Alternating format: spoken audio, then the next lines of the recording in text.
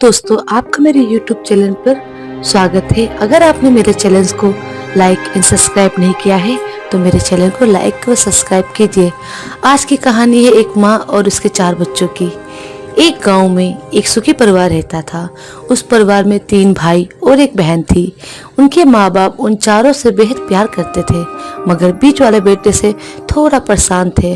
बड़ा बेटा पढ़ लिख कर डॉक्टर बन गया था और छोटा बेटा भी पढ़ लिख कर इंजीनियर बन गया था, मगर बीच वाला बेटा बिल्कुल गंवार और आवारा किस्म का था।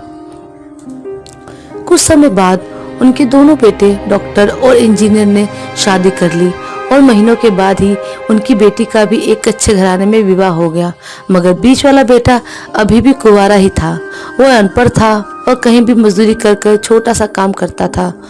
उसको शादी के लिए कोई भी लड़की नहीं मिल रही थी।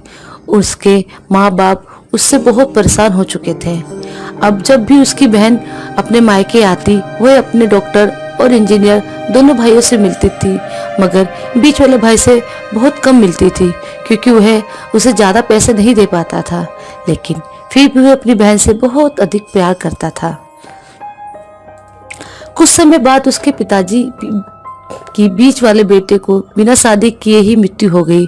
उनकी माँ ने सोचा कहीं अब किसी को मुंह से बंटवारे की बात निकले, इसीलिए अपने ही गांव में एक सीधे साधी लड़की से मछली बेटे की शादी करवा दी।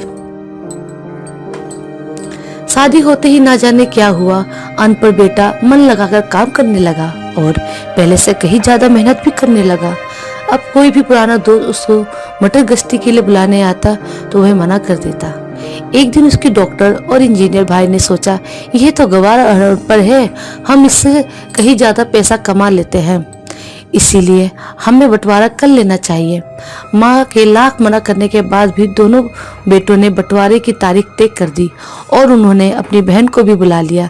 तभी उसका गंवार भाई कहता है कि तुम लोग बंटवारा कर लो, मुझे जो बचे वह दे देना या ना देना, मैं शाम को आकर अंगूठा लगा दूंगा। तभी उसकी बहन कहती है, अरे बेवकूफ, तू तो हमेशा से बेवकूफ ही रहेगा, जमीन का हिस्सा तो आमने सामने बैठकर होता है। और उसकी माँ भी उसे काम पर जाने से रोकती है।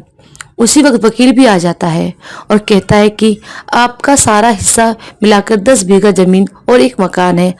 अब यह बताओ किसको कितना हिस्सा देना है, मैं उसी हिसाब से कागज बनवा दूंगा।